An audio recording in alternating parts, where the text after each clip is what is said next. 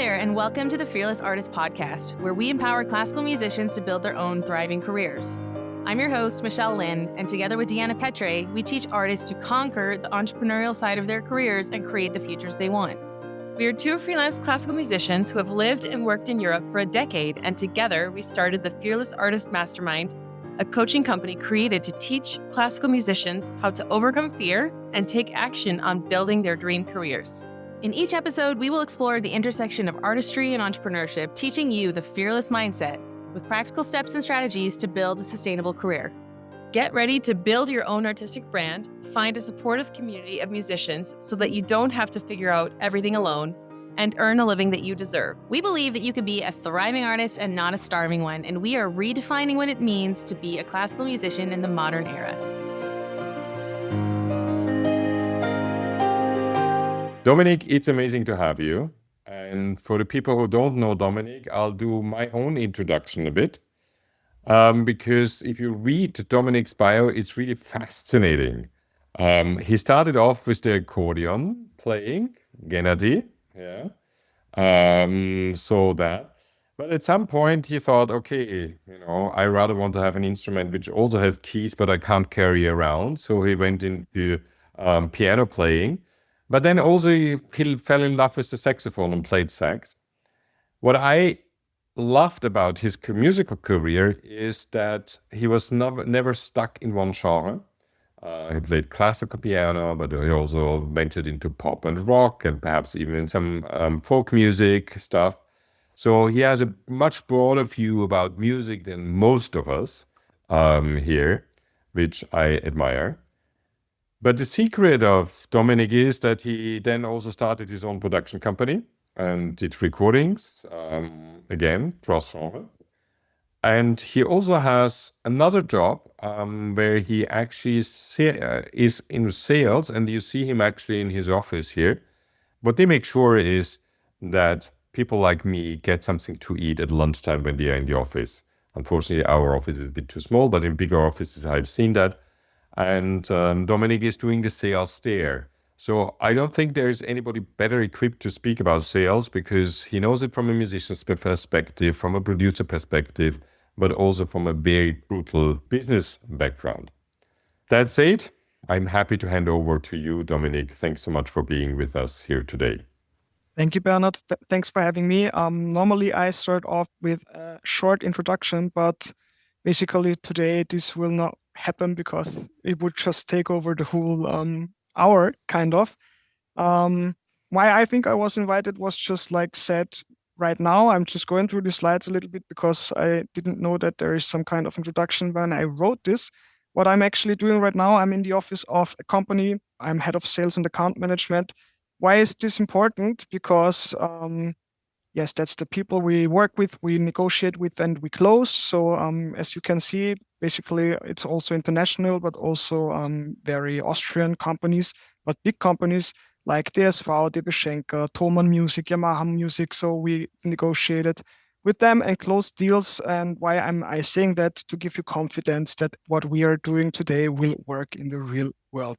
For everyone who speaks German, this also makes no sense because it's very Austrian. This slide, it says Sudan is Fortschritt, which is like, this Viennese kind of thing where people always like say negative things about everything.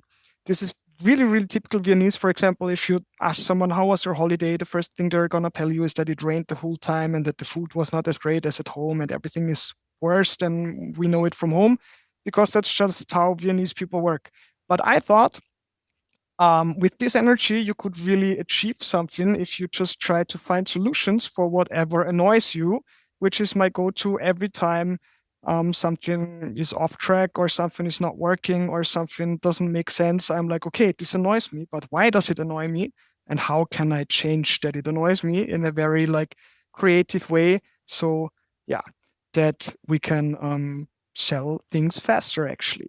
So just to give you an overview of how companies work, you basically know everything of it, but just to make sure that we're at the same point when we start in the lesson is, there's three departments basically who create money.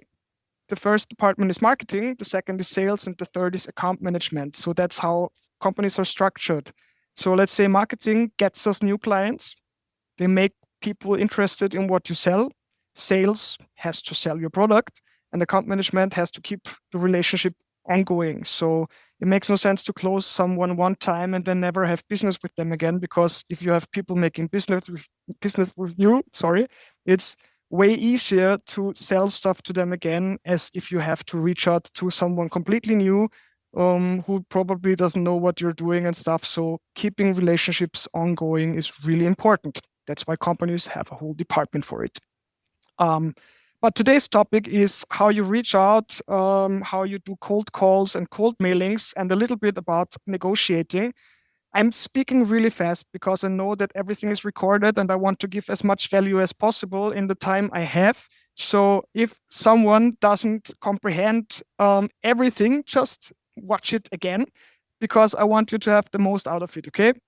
So cold mailing and cold calling is contacting someone without them knowing that you will contact them. Yeah, let's say you write an email to Bernhard because you want to work with him.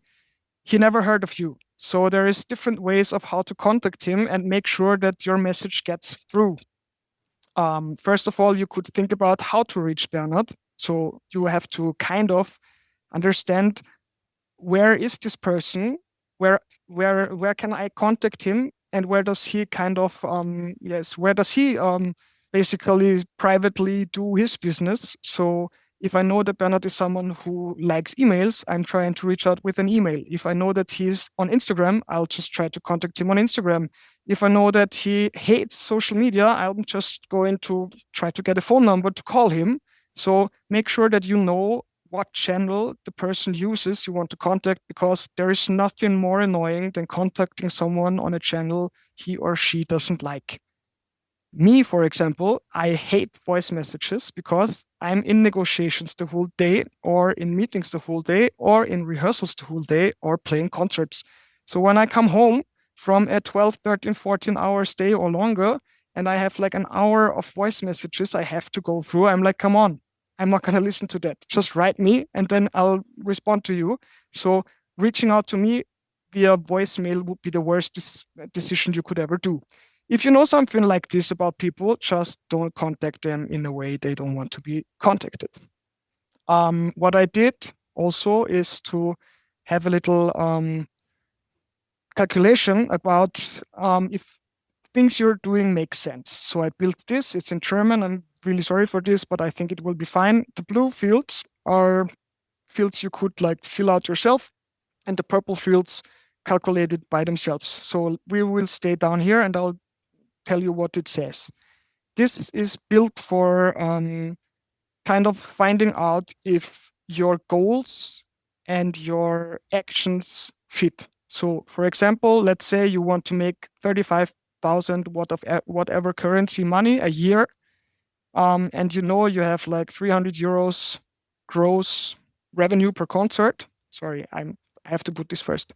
So you say you want to play 50 concerts and you already played 30 concerts now. So now it's calculating the gap I'm having to my goal, okay? So it says I already earned 9,000 euros based on my goal.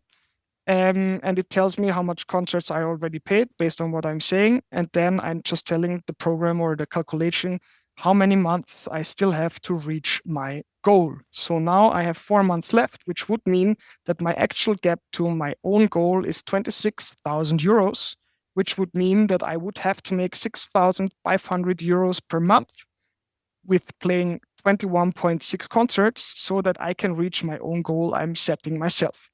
Why is it important to know something like this? Because then you can make sure if what you're planning really is somehow possible to reach. Let's say you would have put 50,000 here, then you would have to play 34.1 concerts per month to reach your own goal, which would actually mean you have to play more concerts than there is days in a month, which might lead to you rethinking if your goal really makes sense. So sometimes just try to figure out if what you're doing really fits to the realistic time frame you're trying to do it in, because it doesn't help if you're setting goals too high and then you don't reach them and then you get frustrated. It's better to have like a long-term plan how to reach it, and then really make sure that you're reaching it every time, all the time. So that said, we are now trying to contact people. So let's say you find out or you want to play in Konzerthaus Wien, and you find out the booking email address of the Konzerthaus. You can try to make sure that people answer your emails by choosing good subjects. Let's say if you choose the subject like newcomer of the year, you're probably one of 7,000 newcomers of the year in their subjects in the mail program of the Konzerthaus Wien Booker. So how could you now creatively make sure that they open your emails? Just some subjects I love to use is good to see you soon, because then if I would say that to you, Julika, for example, you get an email with good to see you soon, you probably react like, oh my God, what did I miss? Who am I gonna see soon? Why do I get an email like this? And you're going to open it, which is the first touch point, because if you're writing the most wonderful email, but no one even opens it, makes no sense, right? So if this doesn't work out, I sometimes escalate it, saying something like open demand. And then I write a really sympathetic text about that my open demand is that I would love to get an answer. So if you create urgency with subjects that people open your emails, it's more easy that you get concerts booked, because then they know what you're talking about. So what do you put in the email text now? If you're talking to someone who's always talking about themselves all the time, and they don't give value to the other person, and they don't show any interest in really personally connecting with them, it's like talking to someone who's always just saying, I, me, I did this, I did that, I'm so interesting, and you don't really want to listen to that, right? So what you could do is you could not write texts like this. I think some of us probably got emails like this.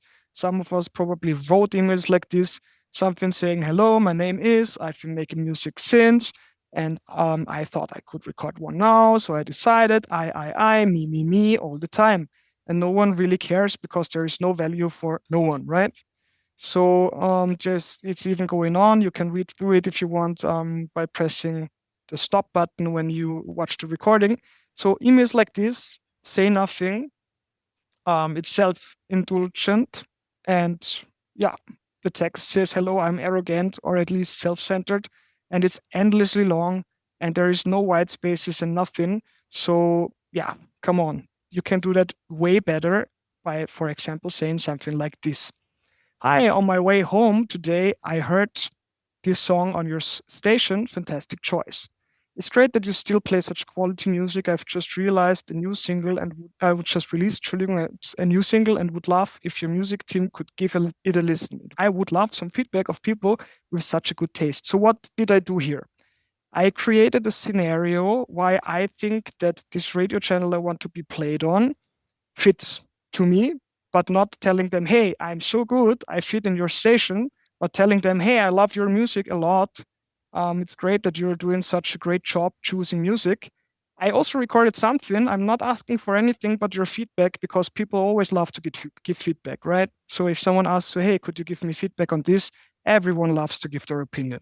So creating a text where people want to answer leads to a conversation. Creating a text where people just think like, okay, there is like the next email in my mailbox, which has no value for me, and I don't know why the person contacted me anyways, will just lead to not opening your second email. Okay? Any questions so far? Okay. I'll just pause here, because one of the most often questions I get is, how do I write a good pitch? So I'd like to encourage everybody, think about the last person that you wanted to pitch. Did you send it, yes or no? If not, what stopped you? Now is the time to ask Dominik, how do I know what to say? Okay, Joanne's asking, what if there is no reply? Yes. Just now, or do you have a follow-up strategy coming later in your presentation? It's coming, but Okay. I'm just telling you, the only thing you could do is either look for other channels or just write again. So if I write emails for 5 times and I never get a response in Music Live, I try to add them on Instagram. In business life, I try to add them on LinkedIn. Why do I do that? Because if people see my face all the time on socials and I write them the next email, they're like, oh, I know this guy from somewhere. So probably I'm going to read the email more likely than if I don't know who's contacting me, right? So if you can't reach out to person, maybe you just chose the wrong channel. It's what we discussed in the first place. If you write a voice message to me, I will never answer you. So I don't even know if it's interesting for me what you have to present because I will not listen to it. Just try to change channel, try to change the method, try to change the subject and see if it works. Is the quickest fix. And if everything's not working, escalate the subjects. Open demand is something everyone will open because they're like, okay, do I have to pay something? Did I miss something? What's going on? So creating urgency by good subjects leads to funny conversations probably, because then you have to explain, okay, yes, my open demand is that I want an answer from you for the last 6 emails I wrote to you. For example, in the other company where we're selling food, after 6 or 7 emails, if I don't get a response, I would just say something like, okay, Bernard, if you don't want to talk to me, just write peach compote and I will not contact you again. So sometimes people really just answer with peach compote. And then finally I got my answer, which is, no, I don't want to be contacted. But next time I meet them somewhere on the event, it happened already that someone came up to me and said, well, we didn't want your product because we don't have the budget right now, but it was a really funny way to say no to something. And I didn't feel bad because I didn't have to explain why it's not fitting. I just had like my safe word and I could have just come out of this conversation without having to explain myself, which is also good because having a no still is better than having no answer, because then you can just disqualify this client, potential client, and go on with your life. Because if you always have to try to get in contact again and again and again and again, and probably you could already tell them, okay, it's just not working out because probably they just don't like my music or it's not fitting for this club or whatever. You can just disqualify them and next. That's a very helpful advice. We have another question in the chat. What kind of feedback of value could you give for a concert venue so that they would open your email? Any ideas there? Yes, let's see if I have it here already.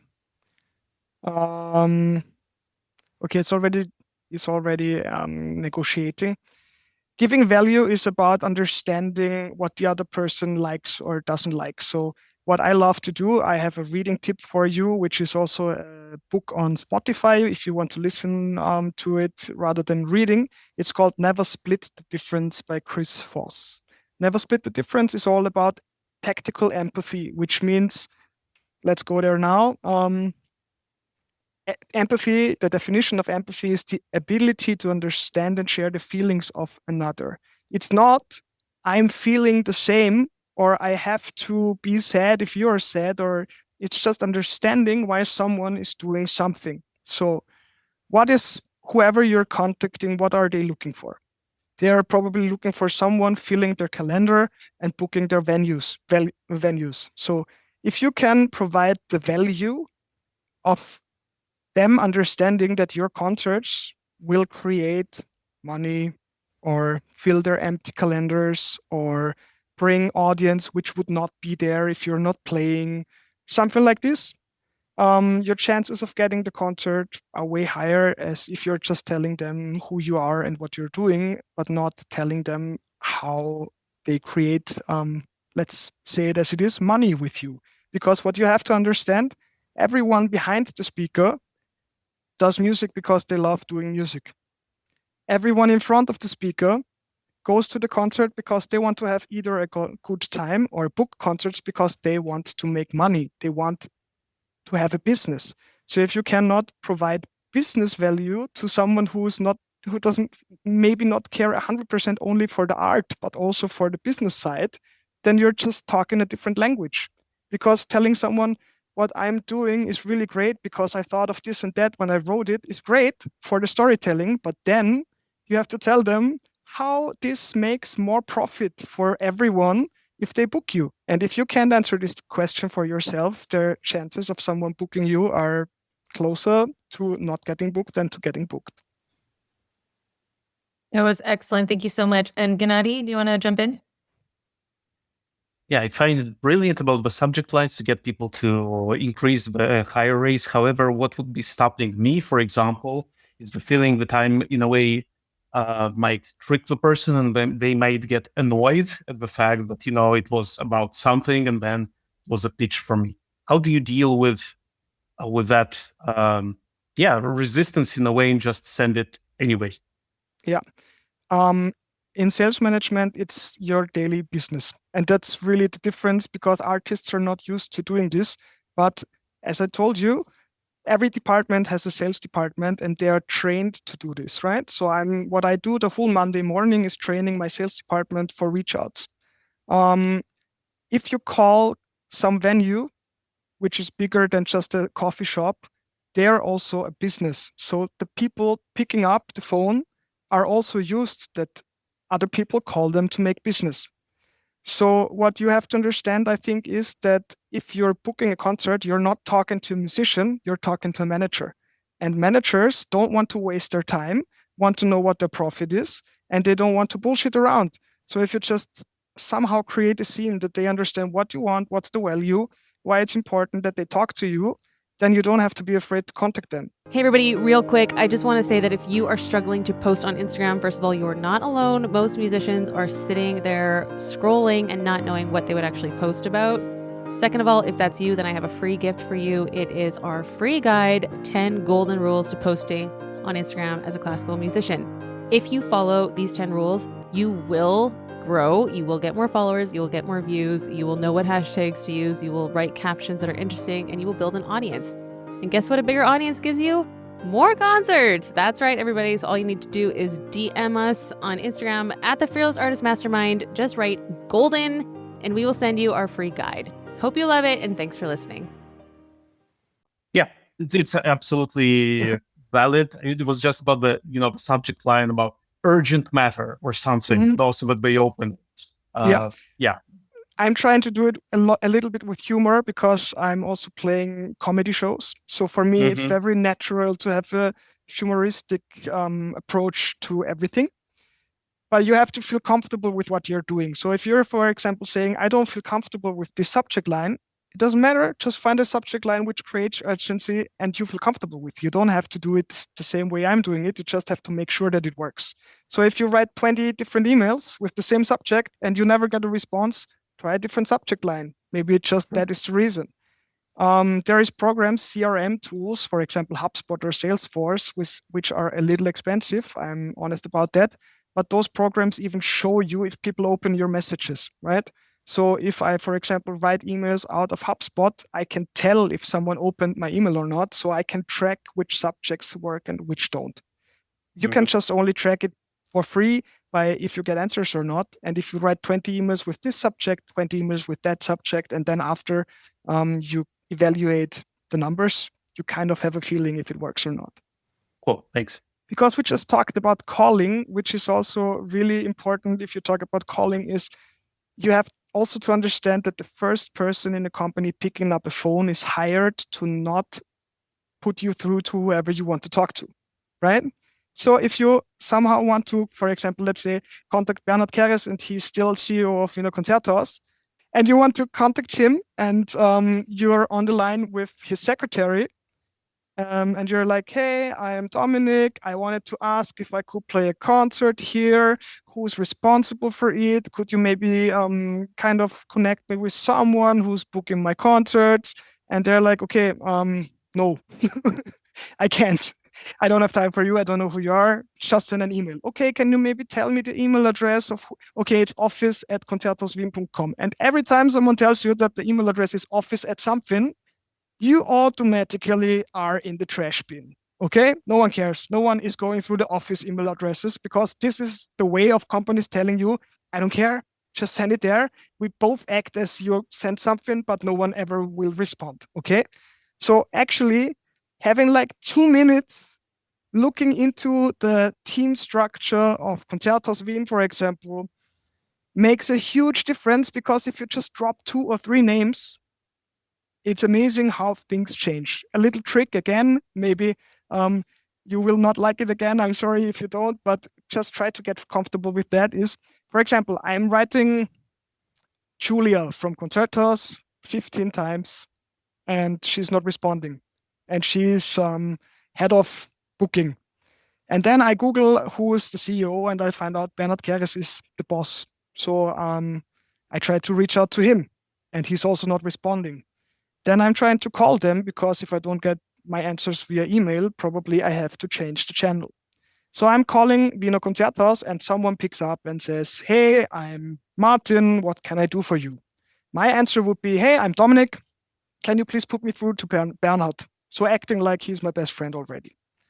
And they're like, "Okay, does Bernhard know that you're going to contact him?" And I could say, "Yes, of course, because we have already exchanged emails, and Julia also was in the loop."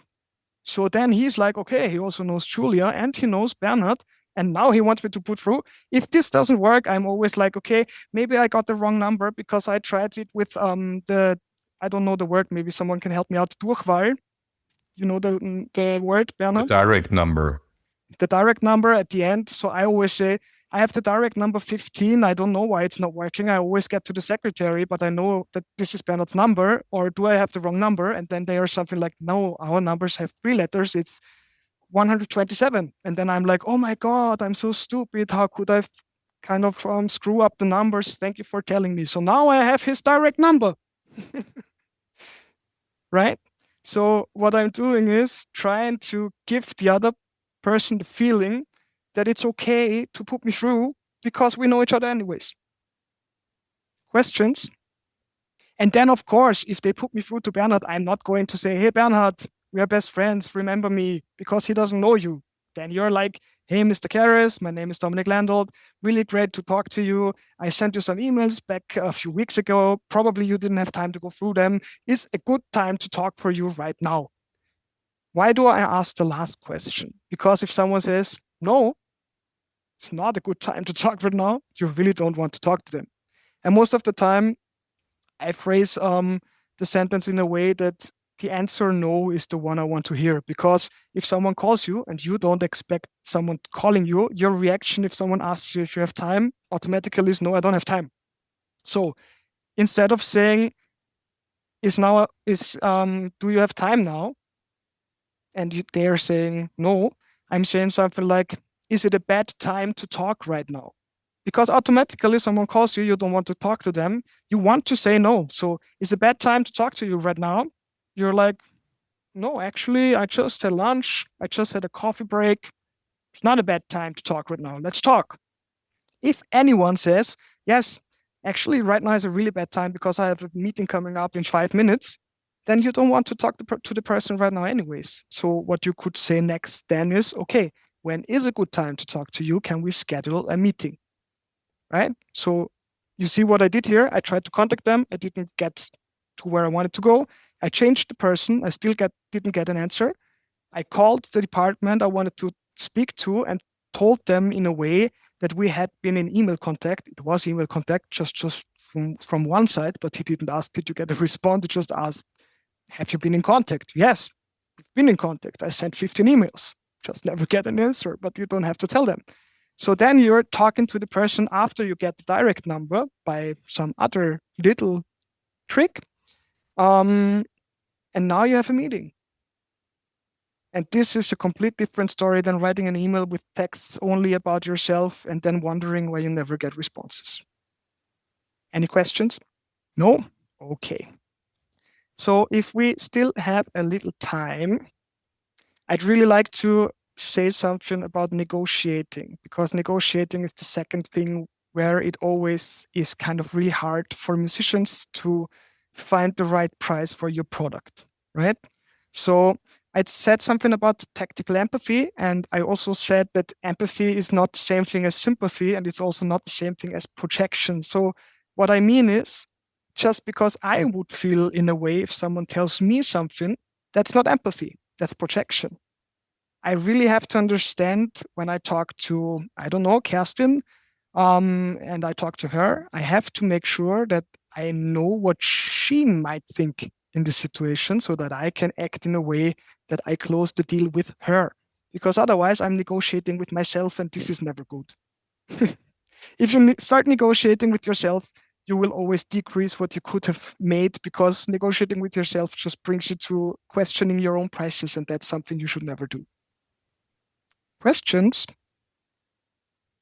We are going to through it deeper in a second. Just if there is any misunderstanding about the terms right now, just please ask, because it's important for the next things.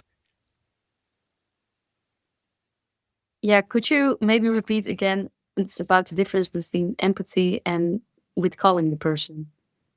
Yes. Empathy is understanding what the other person feels. Sympathy is feeling for the other person. And projection is, I would do it like this, so they will also probably do it like that. But that's just like random assumptions. It's not based on anything. Empathy is the easiest way for creating an empathetic talk is asking questions. So if I would talk to you, for example, and we would book a concert, I'd not pitch just from the beginning. I'd be like, okay, again, so I understand that you have 25 free slots in March 2026 in your concert calendar. And I was just asking, what are you looking for if you book someone? And then you would tell me what you're looking for. Because if I just tell you that I'm the perfect fit, but I don't have any idea what you're looking for, how can I be sure that I'm the perfect fit? Right? So after you told me what you're looking for, I could say something like, okay, it seems like is a good question, because then I didn't say it is. I just say like, it seems like musicians who play at your concert venue don't have to be really famous. So there might be a chance for not so well-known artists to play at this concert, right? So then there's something like, yes, we have 5 main acts every year and they finance the whole project. And then we have like 25 other slots where we really book newcomers. And actually on these 25 slots, it doesn't make a big difference if they are like a net negative or a positive profit, because it's more about building a community for someone. So if it works out, we have revenue in the end. So what did you just discover right now? There's 25 potential free slots for you in a year.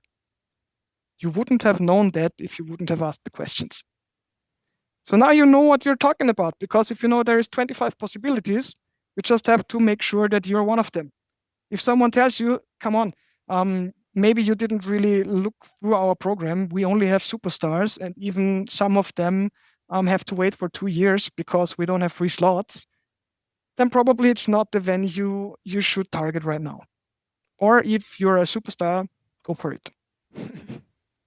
Okay, so asking questions is the best way to start every business talk, because it creates empathy, because the other side thinks that you really care about what's going on there, and you get all the information you need to build your case.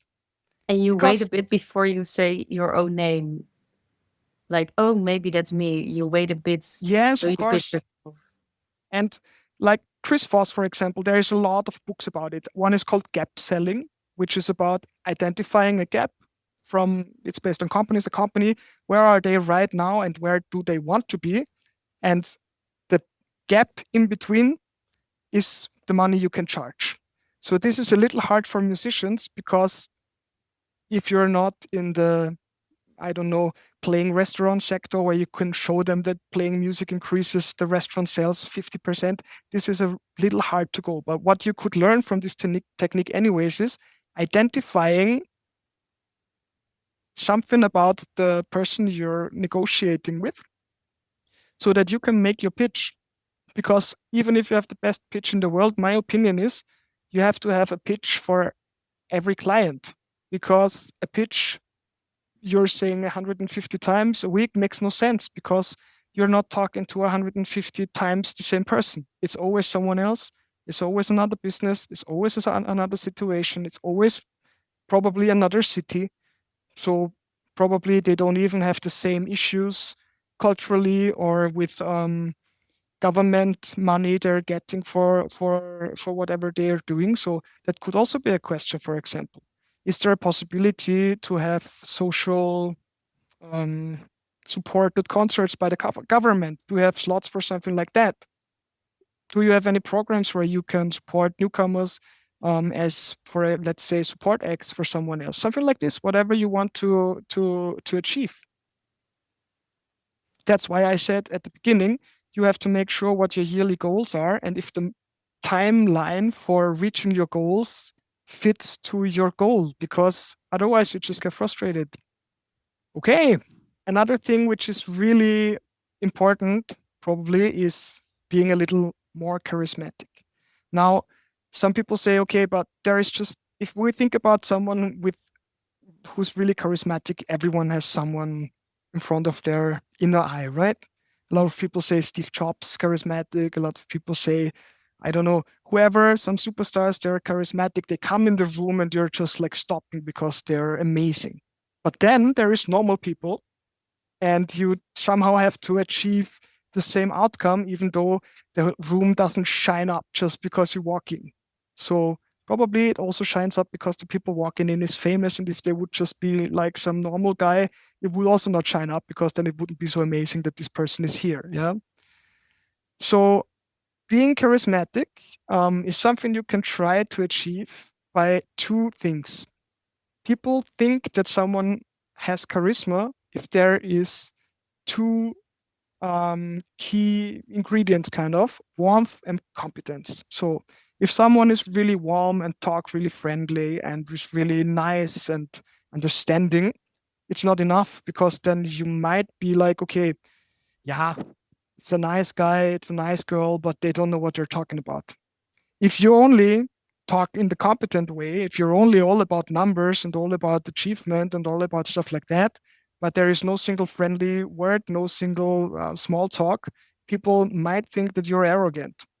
So having a balance between competence and warmth in talks is a way that people think that you're more charismatic, which will lead to them talking more easy to you, right? So we had the question asking, we had the connection creating, kind of, and yeah, let's just, I have to change my, so that I can see. Okay, that's also really important, right? If I talk to someone and I have the feeling that they kind of don't feel comfortable talking to me, I can just tell them, okay, see, we're just having a talk. We don't have to operate on someone dying in front of us. We're just having a talk. So if something doesn't make sense, just tell me. Just say no. So a real negotiation is a conversation where both parties all the time are allowed to say, no, it's not okay for me. And then you can talk about what has to happen that it's okay for both of you. Because it's like in the private life. It's just trying to figure out how to achieve something with someone else. If you're talking to someone who's not you, you always have to kind of find out where is the line where we can still work together and where is the line where it's not working anymore, right? So creating a scene where the other party is fine with saying, no, come on, this is not really what we are looking for, is great, because then you could just say, okay, what are you looking for? Just tell me, maybe we can figure it out. There is nothing worse than someone telling you yes, yes, yes, yes, and then you never hear from this person again, because then you don't know what you did wrong, right? So reaching a yes without a mutual action plan, how to implement whatever you're selling, doesn't make any sense, right? So even if someone tells you, yes, your music is great, maybe at some point we can figure out that you play at our venue. That's not a yes. That's a, please shut up. I'm at an event and I don't want to talk to you. Probably not. So asking for a mutual action plan, asking for follow-up meetings, dated follow-up meetings is the key to successfully sell whatever. So if Bernard tells me, yes, of course you can play at my venue, just let's talk next time. I would be like, okay, can we just make a date right now? How about Friday next week at 12? I'll buy you lunch. So then we have a date. Then we have a mutual action plan that our next meeting discussing what I want to discuss is on this day, on that time. Just creating a yes is not hard, because you get a yes really easy just by people wanting you to shut up. Okay. I'm sorry that I'm so honest, but that's just what happens all the time. People telling you, yes, of course, I'm going to listen to it. And then they never listen to it. Because come on, they just had 30 other talks telling everyone else the same thing. Even if you at least the more important the people are, the more often this happens. Because just imagine someone who's really important in her or his field is going to some restaurant, and there is 10 people knowing who this person is, and 5 have the guts to go up to them and ask them for something. They all ask the same thing. Okay, at least 50% don't even have the guts to go and talk. But the other 5 are just talking about me, I want, when are we doing this? Yes, of course, just call my office and set the date. And then, guess who you're talking to? The person who's hired to not put you through. Okay, questions? Okay, already done with my slides, but we could just go through some other things if there is anything you want to know, anything based on your experience, probably some, I don't know, situations you're in right now. We can openly discuss everything you want. If you feel free to share it with us, maybe I can even help now. I have a question. I was in a situation where I was like put up on the spot to do a pitch for a booker of the theater, and I was very like, oh my god, this is happening now. What are for like a future similar situation, what would be best? Because they ask, what is your program like, and then you have to give your pitch. But how could I also involve, like, what are you looking for, or like what certain place do you look for, but you have a sort of a vast program? For my sales team, I train them like this. There is a part of negotiations which I call discovery, or which is called discovery. I'm not the only one doing this. This is finding out what people are looking for. So if you already are done with your product and you can't change it anymore, it's a little too late for discovery, because then probably it doesn't make so much sense anymore. But anyways, you could find out what's the budget for it. What other reasons are there to book your show, right? So you could ask something like, is there some topics you really want to talk about through your theater to your audience, which I can probably provide for you if you just tell me what you want me to write about, right? Thing is, you have to be a little careful, because out of a business perspective, consultants are always very fast on advising you to change something to make more money. Out of an artist perspective, I studied jazz piano in Cologne with Hubert Nuss. And in my first lesson, he told me, if you always do music you think your audience wants to listen to, you will always have an audience who doesn't want to hear what you're playing. So changing the product should be the very last thing you're doing after you tried everything else, because then, okay, maybe there is just no market for your product. But if you try to do something once and it doesn't work out, that's not a reason to change your product. It's not a reason to why you should evaluate if what you're doing makes sense or not. Yeah. So in the discovery, you could find out what they're looking for. You could find out the business situation. You could find out the art situation. You could find out if they have free slots for newcomers, whatever. And this can be a separate meeting if you have time for it. If you found out everything and then build your case, and then you're already at the pitch, then you just have to deliver what they want you to deliver, right? Because there's nothing worse for people who don't have time if you waste their time. Okay. So if you're already in the situation that you have to pitch right now, and you got 5 minutes and you start with asking questions for 4.5 minutes, that's not the time to ask questions. You missed the time to ask questions. Sorry to say, but this was like 2 weeks ago. Now you have to present. If it's so short on time that you didn't have the time to ask questions, you could either try to research mode, like find out everything you can find out. What did they do the last 10 years? What are they looking for? Is there some articles about the owner of the place, what he or she thinks, their political values, whatever, and then build your case around that? Or you could just go all in and say, okay, it is what it is. Maybe it works out or it doesn't, but I'm just presenting the best way I can.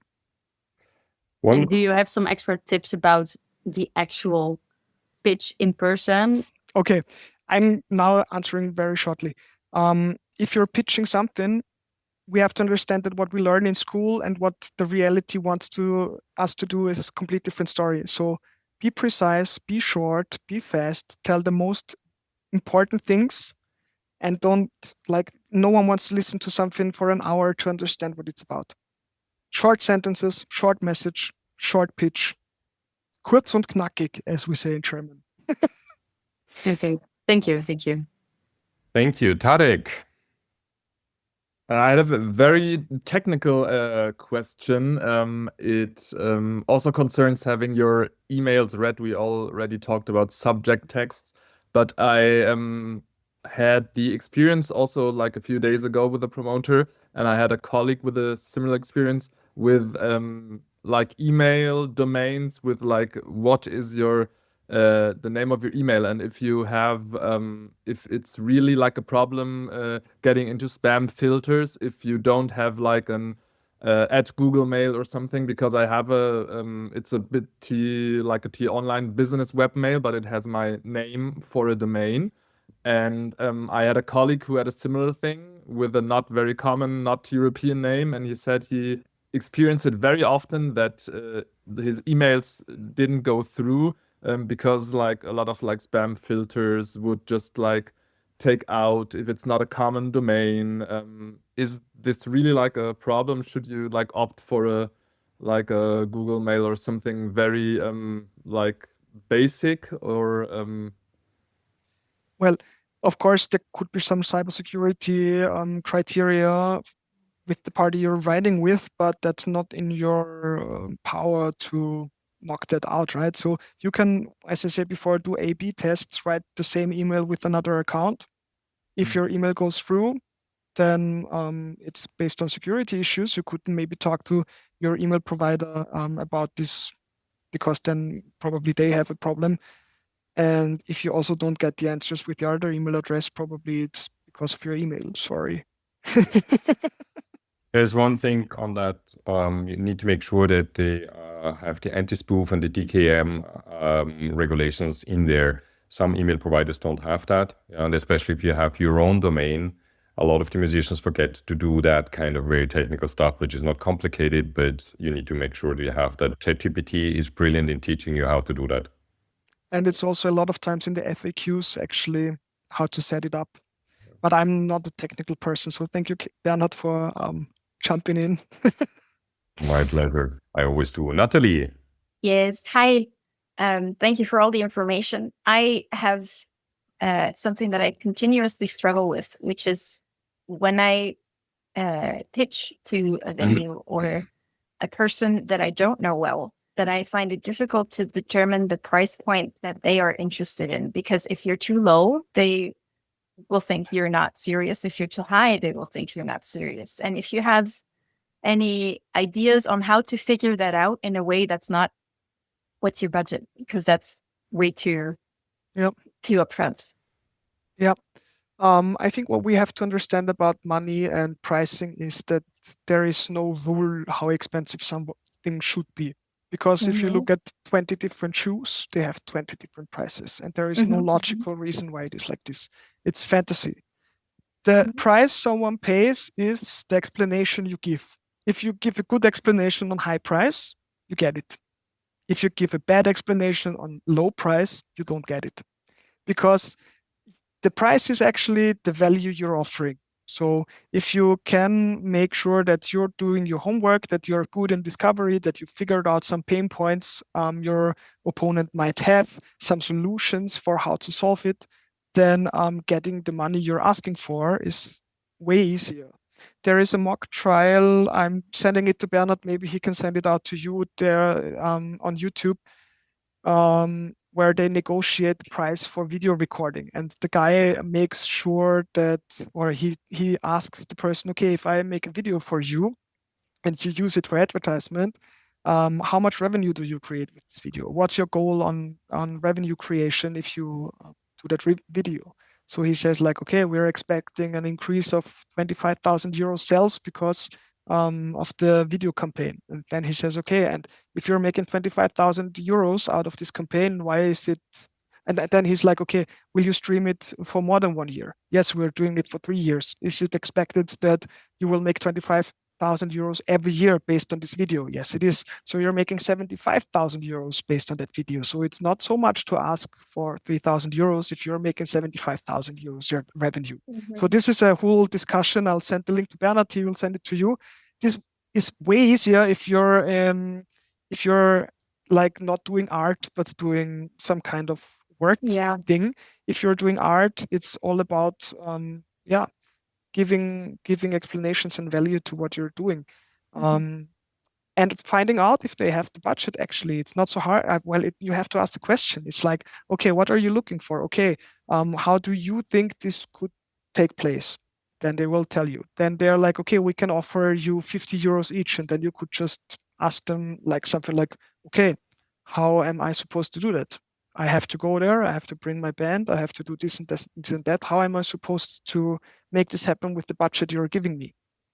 Yeah. And what we shouldn't do is negotiating with ourselves, but what we should do is make them negotiate with themselves, because then they might be, if they're nice people, like, okay, yes, you're right. I didn't think about that. If you have to cover the travel and if you have to stay in a hotel, we could maybe afford paying you 150 euros. And then you could go on till you reach the point where you can kind of accept the offer. Yep. Thank you. Thank you so much. Dominik, just as a last thing, any kind of call to action you want to give the all members of that audience? Please just try it. Like, come on. There is a million musicians in the world, yes? If someone writes an email and it was not a good enough email, no one will remember. The thing is, if people do something and it doesn't work, no one remembers and no one actually finds out about it. We only find out about the people who succeed. So if you just keep on working, if you just keep on trying to get more information as you're doing right now today, which is amazing, just keep participating, also talking to some people from other branches, from other fields, so that they can give you input on stuff, will do you amazing if you're in your business. Because if you want to build a business and you're only talking to artists, it's a little hard, right? If I want to do a company and I'm a lawyer and I only hire lawyers, no one's gonna do the tax. So make sure that you are fit in every field, not just in your artistic field, and then just try it. Just try it. There is no wrong emails if you are polite, if you try to create value. The worst thing which could happen is that you don't get an answer. Dominik, thank you so much. Wonderful having you. I think you also do some courses from time to time for musicians, right? Yeah. Yes. Well, I do one-on-ones. We can just have video calls like this.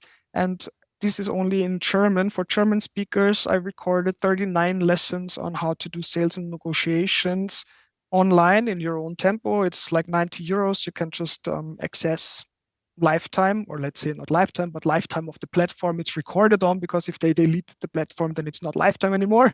But as long as the platform exists, and I'm pretty positive that this will be long, you would have the access and could just work off the topics in your own tempo.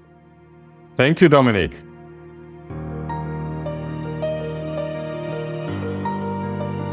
Thank you for listening to the Fearless Artist Podcast. If you found today's episode inspiring, hit that subscribe button and don't forget to share this podcast with a friend. To join our membership or one of our coaching programs, visit our website at thefearlessartistmastermind.com. This episode was produced by Pokey Huang at phMediaStudios in New York City. We're Deanna and Michelle, encouraging you to create your own opportunities and to go after what you want. You have what it takes to build the career of your dreams. Until next time, be fearless.